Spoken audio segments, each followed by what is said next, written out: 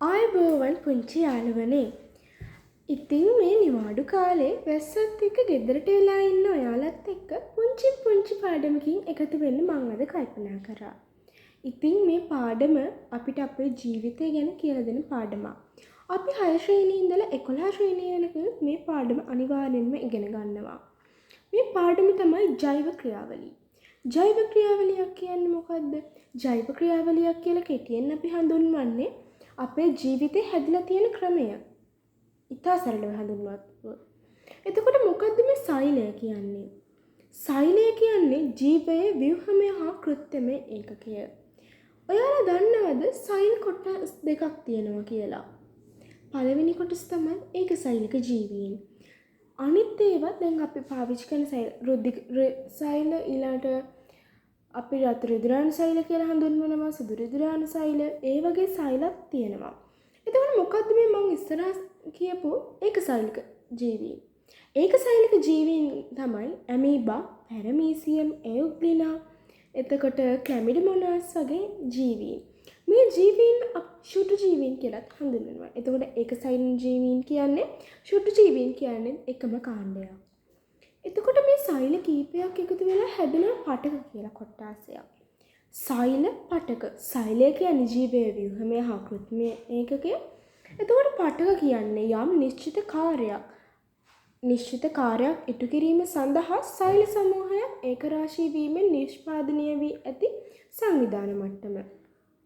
එතකොට ඔයාලා දන්නවද පටකවල ලක්ෂණ දෙකක් තියෙනවා කියලා? පළවෙනි ලක්ෂණය තමයි එකම හැඩය හෝ විවිධ හැඩයේ සෛල සමූහයකින් යුක්ත වීම. එතකොට දෙවෙනි ලක්ෂණය තමයි පොදු කාර්ය ඉටු කිරීම. එතකොට පටක කීපයක් හැදිලා අවයව හැදෙනවා. එතකොට මෙහෙමනේ සෛල, පටක, අවයව. එතකොට අවයවයක් කියන්නේ මොකද්ද? අවයවයක් කියන්නේ අපි යම්කිසි විශේෂ කාර්යයක් හෝ කාර්ය කීපයක් ඉටු කිරීම සඳහා පටක කීපයක් එකතු වී සකස් වූ සංවිධාන මට්ටම. එතකොට අවයව වලට උදාහරණ තමයි අපේ මේ අත්, කකුල් වගේ ඉන්ද්‍රියන්. එතකොට අවයව ගැන මම සඳහන් කරා වගේම එතකොට පටක වලට තියෙනවනේ විවිධ පටක වර්ග. එතකොට මොනවාද මේ මිනිස් ආමාශයේ තියෙන පටක වර්ග? ස්නායු පටක, පේශී පටක, රුධිර පටක වගේ පටක තමයි මිනිස් ආමාශයේ පිහිටලා තියෙන්නේ. එතකොට ඔයාලා දන්නවද පටක කීපයක් එකතු වෙලා පද්ධති හැදෙනවා කියලා? පද්ධතියක් කියන්නේ මොකද්ද? පද්ධතියක් කියන්නේ යම් පොදු කාර්ය හෝ කීපයක් ඉටු කිරීමට අවයව සමූහයක් සම්බන්ධ වී සෑදී ඇති සංවිධාන මට්ටම. එතකොට ඔයාලට හිතෙනව නේද මොනවද මේ පද්ධති කියන්නේ කියලා? ඔයාලා අහලා තියෙනවද මිනිසාට තියෙනවා කියලා ආහාර ජීර්ණ පද්ධතියක්? ආහාර ජීර්ණ පද්ධතියක්. එතකොට ආහාර ජීර්ණ පද්ධතියේ තියෙන කොටස් තමයි මහාන්ත්‍රය, කුඩාන්ත්‍රය, ආමාශය, අක්මාව, අන්නශ්‍රෝතය, මුඛය. එතකොට මේ ටික පිළිවෙලින් කිව්වොත් මුඛය, අන්නශ්‍රෝතය, අක්මාව, ආමාශය, කුඩාන්ත්‍රය සහ මහාන්ත්‍රය. එතකොට මේ පිළිවෙලට තමයි අපි මුඛයෙන් ගන්න ආහාර ජීර්ණය වෙමින් අපේ ආමාශය තුළට ගමන් කරන්නේ. එතකොට පද්ධතියක කොටස් දෙකක් තියෙනවා, ලක්ෂණ දෙකක්.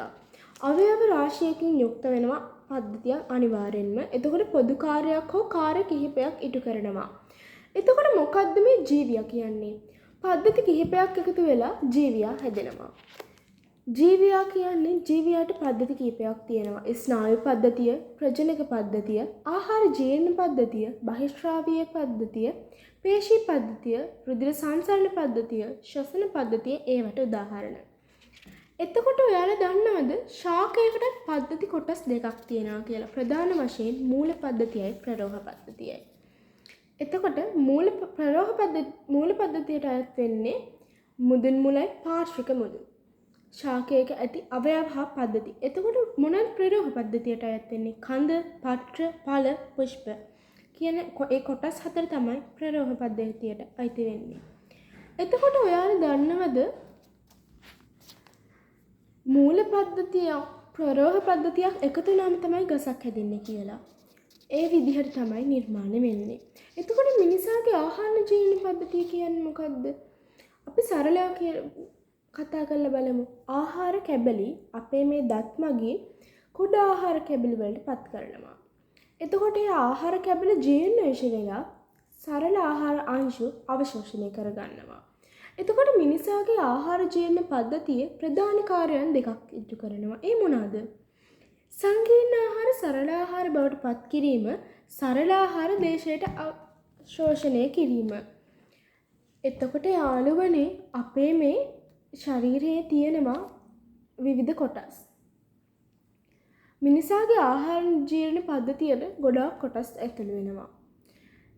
ඒවට උදාහරණ තමයි මුඛ කුහරය, ක්‍රේටග්‍රන්ථිය, ග්‍රසනිකාව, අන්නශ්‍රෝතය. එතකොට මෙතන වැදගත් කාරණාවක් තියෙනවා. අන්නශ්‍රෝතය කියන නමින්ම තමයි ගලනාලියත් හඳුන්වන්නේ. ආමාශය, අක්මාව, පිත්තාශය, අග්න්‍යාශය, මහාන්ත්‍රය, කුඩාන්ත්‍රය වගේ කොටස් අපේ ආහාර ජීර්ණ පද්ධතියට ඇතුළු වෙනවා. ඉතින් මං හිතනවා ඔයාලට මං අද කරපු පාඩම තේරෙන්න ඇති කියලා. තවත් දවසක මේ වගේ පාඩමකින් හමු වෙනකම් බලාගෙන ඉන්නවා. මේ වැස්ස දවස්වල පරිස්සමෙන් ඉන්න. ඒ වගේම අපිව සබ්ස්ක්‍රයිබ් කරලා කමෙන්ට් එකක් දාන්න අමතක කරන්න එපා. ආයුබෝවන්.